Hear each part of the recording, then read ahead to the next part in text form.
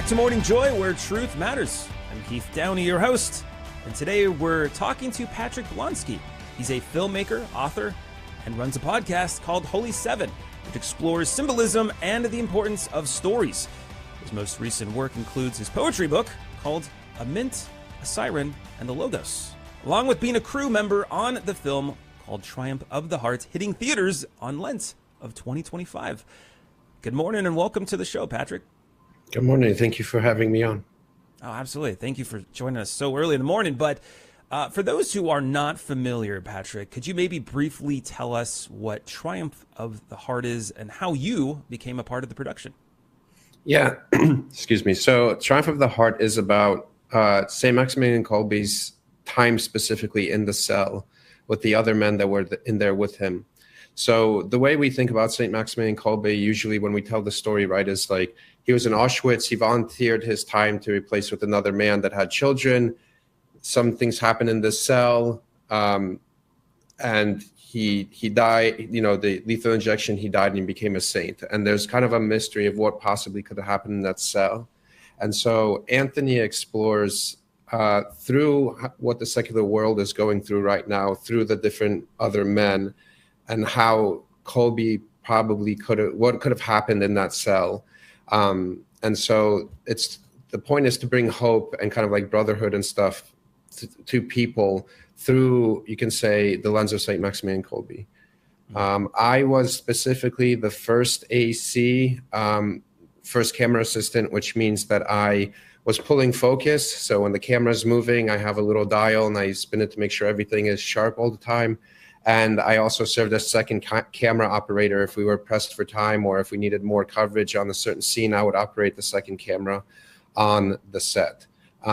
Being that this is a minor budget film, obviously there are some other roles I helped in fulfill that not everyone's like stuck in their box in the role. Usually if you operate that way, you know, people might not bring you back because there's always help to be had in other departments. But that's basically the background of the film and how my involvement with it. Wow, that's incredible. You wore many hats, it sounds like. But, you had this vision from Anthony D'Ambrosio, incredible vision. And then you are essentially having the unique role in kind of shaping the visual narrative of the film. How did you approach capturing moments of that hope that you mentioned? Well, so I worked, the director of photography on the film, his name is Andrew Holshoe. And you always want to take inspiration from previous films. You kind of don't want to go in blind. We always want to kind of like base visuals or storytelling from a previous film. So I know one of the films that they took inspiration from is 12 Angry Men, which is an older film about, and it just takes place in one scene. It's just men in a room discussing a jury verdict. And so it was kind of the same thing because we had, 9 men in a cell. And so part of it is how do we give the cell a feeling of like space, so it doesn't feel like you're just looking at one gray wall at the same time, and have certain interaction with it to give it some depth. And so that was one of the challenges. And obviously we wanted to make it as accurate as possible. And the cells in Auschwitz usually only had one window. And so, we were limited sometimes in terms of lighting because the ceiling was fairly low and we just had that one window to light through. And so there weren't many options. And so part of it was more of a kind of like a logistical thing of like, how do we get this done on top of like, how do we motivate this light for certain things that's happening? Lucky for us, sometimes, if we wanted to show a hopeful moment, you would have like a beam of light coming through that window, that kind of like stereotypical heaven's light coming through a particular source. So that's some of the things we played around, but a lot of it is mostly the relationship between the characters and Kolbe in the cell.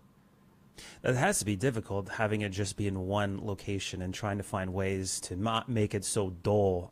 So that's incredible that all the work that you and the production team has done. Speaking of, because we spoke with Anthony some time ago, and if I remember correctly, everybody kind of went to Poland, correct? Like this is... Yeah, so with the exception, they recently shot one pickup scene in Dallas, and they found a house that looks just like the one we shot in Poland. But yeah, it was all in Poland, and it really did feel when we got, there's some flashback scenes and things to give the characters what their life was outside before they got to Auschwitz. But I mean, we were in the cell for 2 weeks. And so it felt we ourselves were kind of living through this pilgrimage as if we were in the cell with these men, right? So every day, for 12 to 14 hours, you're in that same cell over and over again, with very varying things that are happening in there with these men. And Anthony always treated it as he wanted to pay homage to it and respect. So he always treated it as a sacred place. There was not, we had fun on it for sure, but he wanted to make sure that there was a sense of, like I said, sacredness, that we're actually there with Colby and to remember what we were doing that for. And so, I mean, part of it was, the crew was to some extent living through it with the actors as well while we were on this. I was just about to say that for the actors, it must have been great because they're in together, they're in there for long hours, and they're building this camaraderie that will certainly play a very good role in showing the just as an actor myself, I know like the more time I spent with other actors that I'm involved with in a scene really enhances the back and forth, the dialogue. So I can only imagine that did very well, especially, even with the crew members, like you said, like you yourself, probably got close to all the other actors and all the crew members because you're stuck in the cell for quite a bit of time. But you're Polish yourself. What was it like being in Poland? You grew up in a Polish culture. Yeah, it's interesting. I always say I have like this split culturality disorder because I was born in the US, but I was raised as if I was born in Poland by my family. And so, when I'm here in the States, I don't feel like completely at home because my culture is a little different. But then when I go to Poland, I don't feel completely at home either because of like, I don't know, this entrepreneurial spirit and stuff that exists here in the US that's a little different. So I'm kind of like stuck in between this weird realm, but it was awesome to be there. I was in Poland in 2019 for a year, actually trying to see if I can get on a film. And so it kind of felt like an answered prayer to be there and not only film in Poland, but have it about a saint that's very special to my life, like personally, and be able to tell that story. And like I said, Anthony's script was amazing. I actually just did a screening this past Saturday and everyone in the theater was in tears because, it's just such a touching film. So I look forward to everyone seeing it when it's out. Yeah, you mentioned that you read and obviously you're an author yourself. So when you say something like that, I believe you 100%. And you kind of going into that, you're an author. You recently wrote a poetry book. Tell us a little bit about that book. Yeah, I am working towards something of like re-enchanting the church. I feel we bought into too much of the Enlightenment movement of the over-rationality of things. And so, you have sometimes that atheistic argument of like, oh, you believe in fairy tales. I'm like, yeah, so what? You know what I mean? Like fairy tales to some extent are more true than any forensic evidence you may read. And so I see sometimes Catholics, unfortunately, having almost like a Protestant view on scripture as if it's just like some forensic historical evidence, but it is a story. And so, and there's nothing wrong with that. That's like how humans, communicated and found hope through things. And we see with things like Comic-Con and other ways how people have a relationship with movies like Star Wars or Lord of the Rings or anything of how powerful they can be. The only problem is you can never become a Jedi, right? But you can become a saint. And so that's what I try to do. So, I have my patron saint right now that I've kind of been following is Saint Liban, which is a Irish mermaid saint. And so I'm kind of using her to kind of like help me re-enchant the church. And, some people might think like, oh, that's so ridiculous. It's like the medieval nonsense, whatever. But, there's something to it. And so, Catholics, the only reason pagan stories exist, for example, also is because Catholics kept it. It's because Christians recorded it and kept it. It's not like pagans wrote their own stories. And so the reasons we still know them today is because Christians and Catholics kept it on record. And so that means they saw something valuable in them, and we should as well, and not go with the rest of the world of just like tossing away or view stories as just a thing to convey some kind of propaganda. Yeah, I mean, that's important. Pope St. Mark, who I was just talking about in our Saints of the Day, his undertasking was to take just gather all of the different saints before him, and just make sure that their story is told. You had me at Mermaid Saint. Tell us a little about that patron saint of yours.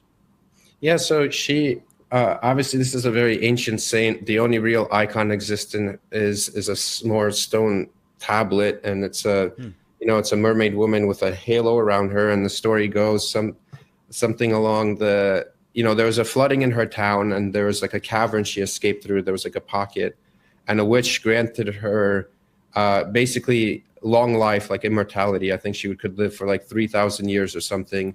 And she had a small dog that was turned into a sea otter. And so she kind of like lived in this pocket, but also was able to swim. And there was another saint that one day swam on the boat. I forget what his name. I want to say Saint Cuthbert, but I'm probably wrong. And she popped up, and he basically gave her like a second offering of like the Eucharist. And so, but the thing is, if she accepted the Eucharist, she would die immediately. And so she gave up her life to take part in the Eucharist. And so, so she turned back to a woman, took the Eucharist, and has been a saint. Eventually, her body was transported to the nearby monastery that was up on the hill there. And so that's where that one stone tablet icon goes. But, there's meaning behind it. It means something. And so, yeah.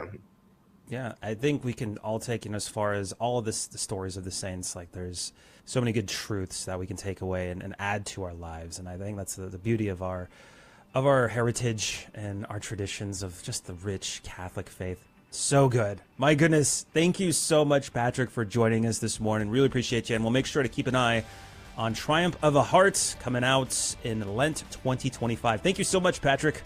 Yeah, thank you for having me.